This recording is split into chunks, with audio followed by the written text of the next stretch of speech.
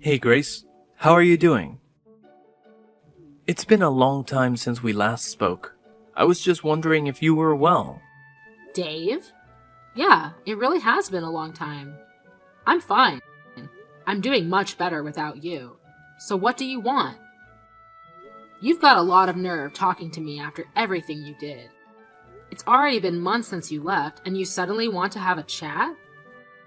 Just to let you know, I'm not interested in catching up or making up with you. I just want to know how you've been recently, that's all. You don't have to be so defensive. You must be feeling lonely living by yourself in that house without me, right? You can't have completely forgotten about me already. Lonely? That's a great joke. I stopped feeling lonely 3 seconds after you walked out the door. Honestly, I felt more angry and sad, but it's already been months. I'm not sad about you anymore. I'm disappointed and still angry enough to not want to have anything to do with you, but otherwise, I'm doing really well. I'm grateful to our lawyers that our divorce went so smoothly and that it was all over so quickly. Thanks to that, I didn't have to meet you in court as often as I expected. Alright, I'm kind of shocked. I thought that you would still feel something for me. I mean, it's only been 6 months, you know? You can't have gotten over me that quickly, can you? I kind of feel like we've really grown apart. I feel like there's a massive distance between us now. We used to be husband and wife, and we were in love. And we lived together and ate dinner together. But look at us now, we're so far apart. Huh? What's your point, Dave? I told you that I'm not interested in talking to you. That includes getting nostalgic about how things used to be. And what do you expect? I don't know where you're living right now, but of course we're far apart, physically and emotionally. We are divorced, and we're never going to see each other ever again. We're complete strangers now. You're no different to any stranger I pass on the street. The difference between you and a stranger is that I would rather have a conversation with any random person rather than speak with you. Grace, don't be so cold. You don't have to be so harsh towards me. I used to be your husband. The key words are used to be. That was until you won the lottery and suddenly started acting like you were better than me. Yeah, it was a lot of money, but I don't understand how you could have changed so much in just a matter of hours. You threw me away on the day you won that lottery, and you're telling me that I'm being cold? I don't have anything to say, and I have no intention of being kind to an idiot like you. Trust me, I feel really bad for what I did. I know I've been an idiot. That's why I messaged you today. I did something terrible, but I wish you could just talk to me. I'm really sorry. I hurt your feelings. I thought about what I did since then, and I've reflected on my actions. I regret ever doing something so stupid and impulsive. And I should have been more rational. We were talking about the winnings, and shouldn't have reacted like that. No, I should have listened to what you said more carefully. You were being so reasonable about what to do with the money, and I wrecked our marriage because I was so selfish. I regret all of that and more. The fact that you're seeing that now means you're in the situation I predicted you'd end up in all those months ago, right? I hate to rub it in, but I told you so. I can't believe it took you so long to realize how wrong you were. I could see it coming from a mile away, but I guess you just had to experience it firsthand. I know I was stupid, and I'm sorry. I finally realized that you warned me that this would happen for my sake. I was too blinded by the money to understand that you're only thinking of me. I wish I could go back in time and change everything, but I can't. I was so stupid, and I regret it all. Yeah, you are so stupid and horrible too. I get that winning $3 million was a big deal. It's a lot of money, and it's not every day that such a large amount of money comes into hand. I think anyone would panic and get big ideas about how they want to spend their newfound fortune. I was pretty shocked too, and I won't lie. I thought about all the amazing things we could buy too. But the way you reacted was abnormal. Once you knew you had the winning ticket, nothing else mattered to you. You only cared about yourself and the money. I wasn't thinking straight. It was like in a dream state, and I couldn't help myself. All I suggested was that we should be sensible with how we spend the money and save as much of it as possible for our future together. And keep some money aside in case we had children. I wasn't planning on taking anything from you, and I made no mention of spending it all by myself, but you just started raving, shouting at me that it was your money and that I wasn't allowed to touch a single cent, that it was for you to use the way you wanted to spend it. I never intended to take anything from you, but that's what you assumed, and suddenly, poof, like magic, you were gone, along with the money. You didn't even answer my messages until you sent me the divorce papers. And then you only replied that you would give me alimony if I signed the papers. We had been together for 3 years, but all that went down the drain when you got that money and turned into a completely different man. For weeks, I wondered what those 3 years were, as if they meant nothing to you. After I stopped being sad, I realized that I had already wasted 3 years, and that I shouldn't waste any more time trying to make sense of what you did. I know. I was completely at fault. But it was $3 million. Neither of us had even had a tenth of that amount in our banks at one time. You can imagine why I went so crazy, can't you? Yeah, it's a lot of money, but that doesn't excuse your behavior. You ranted at me that my parents might come and beg you for money because they're so poor, and that you couldn't trust anyone anymore. You were insulting me and my family with every word you said. Because you had all this money, you had this ridiculous idea that you were better than all of us. I never knew you could be so hurtful and obnoxious, and I was shocked that you could change so easily because of some money. Well, I didn't mean it. You know that, don't you? I regret everything I didn't say after that. I wish I could take it all back. Really? It sounded like you meant it at the time. Don't try and run away from what you did. It's way too late for you to start begging me for forgiveness. I couldn't care any less about how guilty you feel. Your feeling bad isn't going to change anything. Anyway, what do you want? Let's get this over with. What are you talking about? There's a reason why you messaged me today, isn't there? I know you didn't just message me so that you could apologize. No, I really was worried about you. I wanted to show you that I changed and felt bad about what I did. I guess I also wanted to find out what you did with the money I gave you when we divorced. I was just curious about how you spent it, that's all. Money? That's what you're interested in. You're talking about the lump sum of money you gave me, right? You chose to give me that money instead of sending me regular payments of alimony, because you didn't want to risk having to send me alimony payments for the rest of your life, if I remember correctly. Yeah, that money. I gave you $200,000, didn't I? Yeah, you did. What about it? What did you do with it? It's my money, so what does it matter what I did with it? I don't think it's any of your business how I spent it. It's not like you set any conditions for how I spend it when the amount was decided in court. Yeah, but it was my money to begin with. And I think I have a right to know what you've done with it, and decide what you do with it regardless of what was decided in court. And if you have any left, I was wondering if you could return it. Since you're so smart when it comes to money, I was hoping there's a lot left. No way! You can't seriously be asking for it back. It may have been yours when you had it, but it became mine when you paid it to me as compensation. Do you understand the meaning of the word compensate? You're the one that suddenly asked for a divorce, so I was owed alimony. But you didn't want to pay that, and I didn't want to keep on having to meet you in court, so I settled for that money you gave me. I don't have any obligation to return that money to you. That money was owed me, and it's mine. Yeah, it was compensation, but I only gave you a lot of money because I had a lot of money of my own at the time. But I'm having trouble right now, and I need some money. It would be great if you could give it back. To be honest, it's my money, so I shouldn't even have to ask you. What do you mean by trouble? I got married after we divorced. Oh, so the rumors I heard were true. Congratulations, I heard that you married someone. So how did that turn out for you? She ran away with all my money. I never should have married her. What? All of it?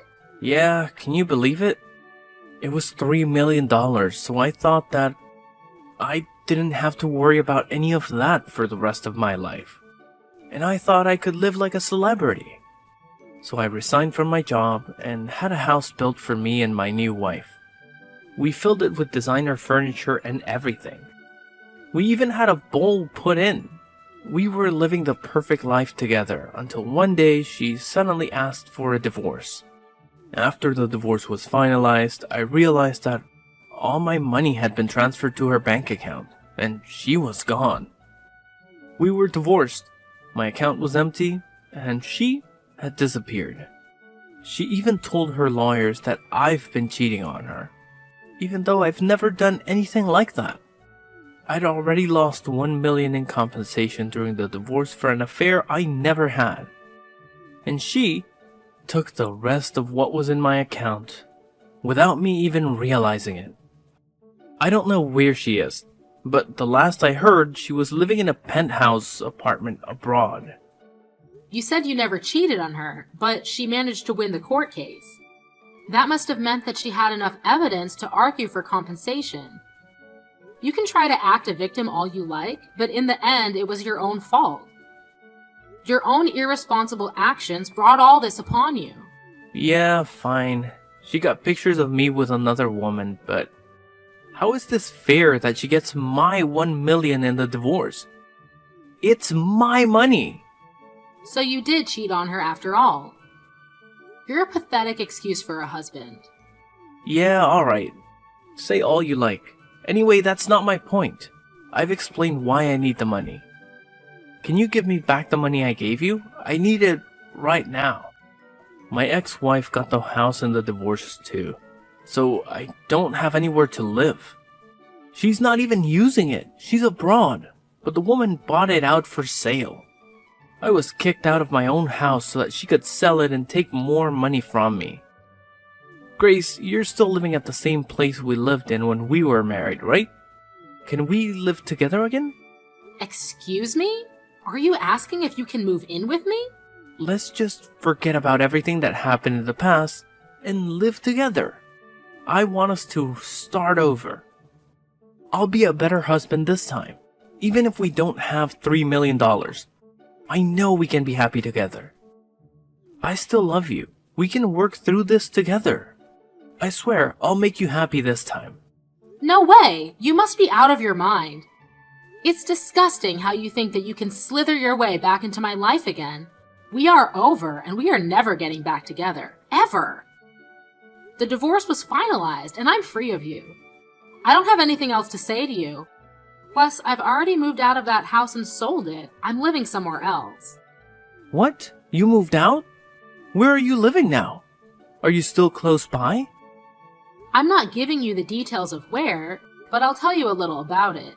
Thanks to the compensation I got from you, I was able to buy some pretty reasonable shares.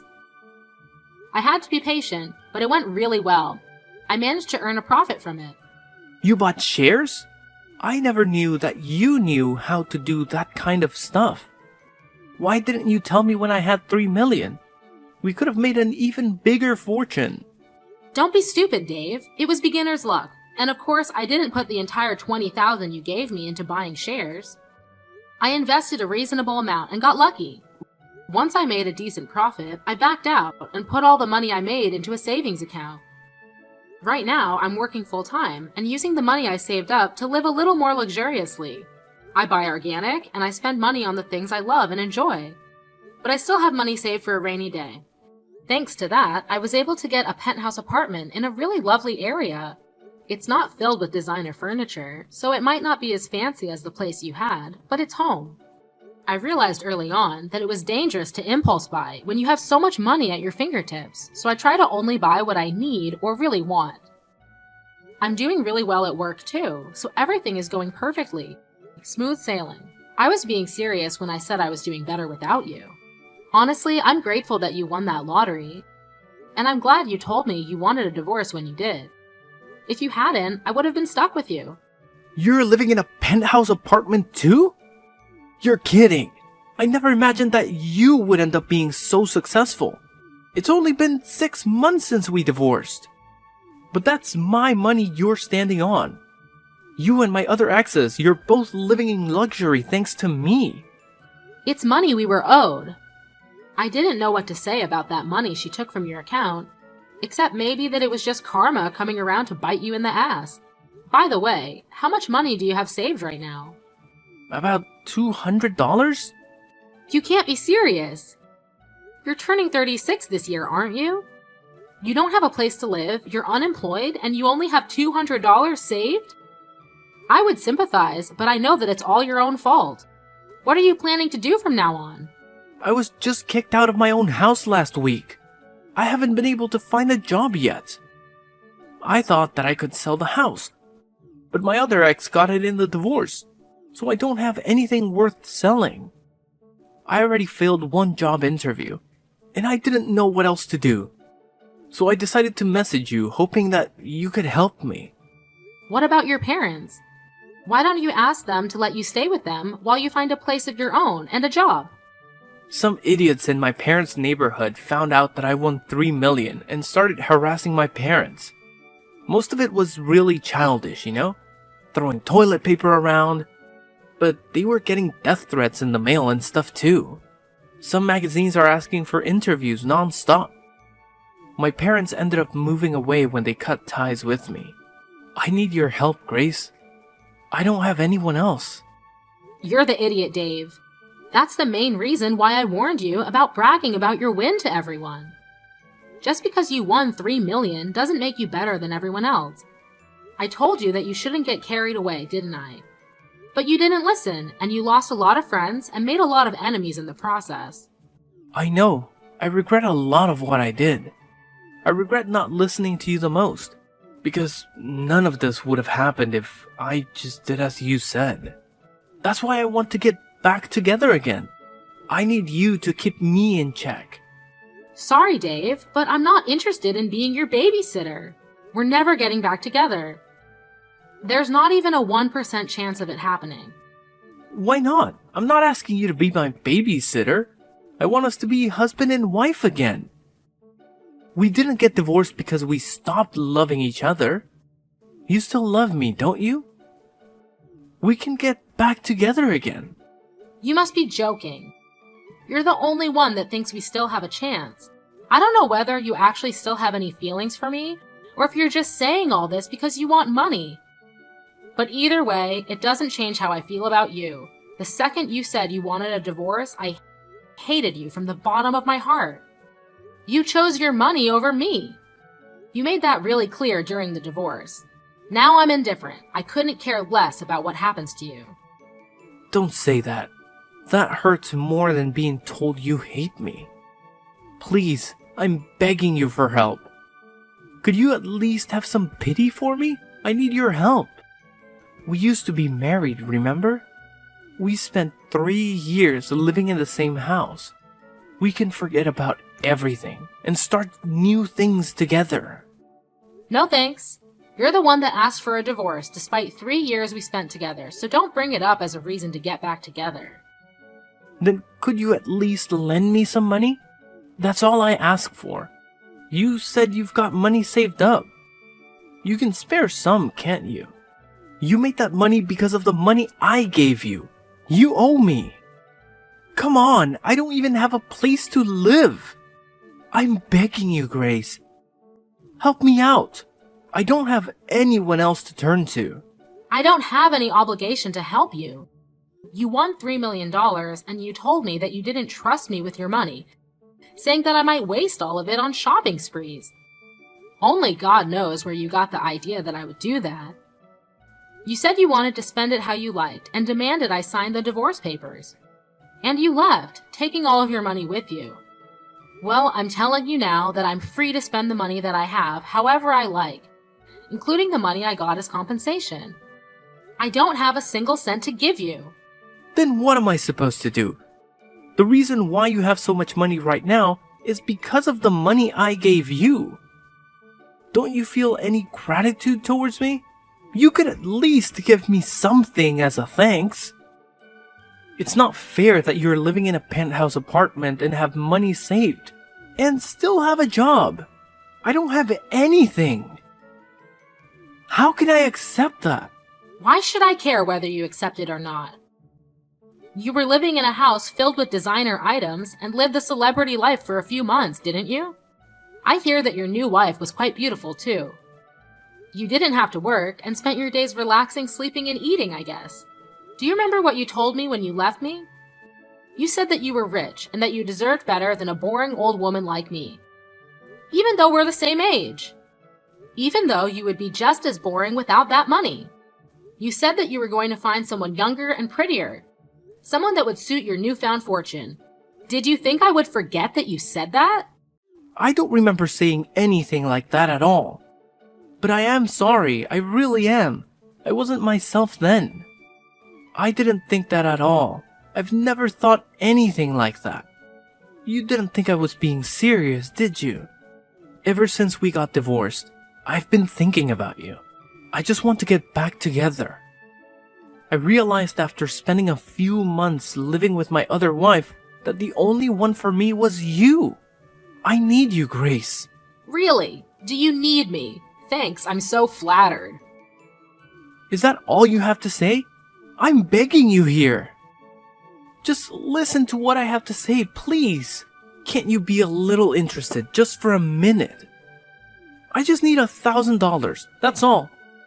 I won't ask you for any more than that. I'll pay you back. Grace, are you listening to me?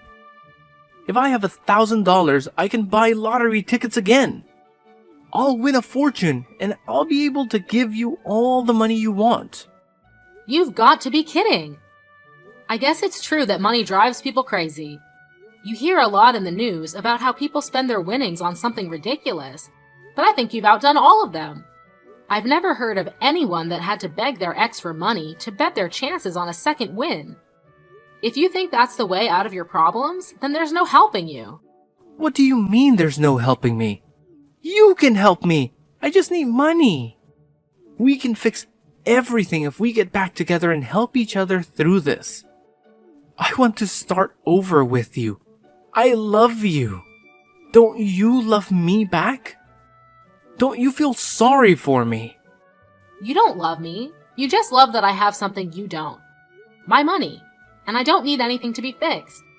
My life is as great as it is now. It's not perfect yet, but you're not the one that will make it perfect. You need to learn to fix your behavior and fix your problems yourself. Don't bother me anymore. I do love you. I only have you. Give me back my money. It's not yours. I made this money because of the decisions I made. You lost yours because of the decisions you didn't think through. Don't ever message or call me ever again. You asshole. Let me give you the same parting gift you gave me. I deserve better than a boring old man like you. I'm going to find someone that loves me and live happily ever after without you. I'll be blocking your number, so don't try to contact me. Goodbye. After that, I blocked Dave's number and blocked him on all the social networking they were connected on. Later on, I was able to forget about Dave pretty easily and was enjoying my peaceful life without him. I was living my ideal life, focusing on my career and coming home to the apartment I had taken care to furnish with the things I loved. Dave, however, had used up what remained of his savings and still couldn't pass an interview because of his obvious lack of work ethic. He didn't change his attitude and blamed the interviewers for not passing him as a result. He started borrowing money from loan sharks, and with that money, he began gambling at his nearest casino.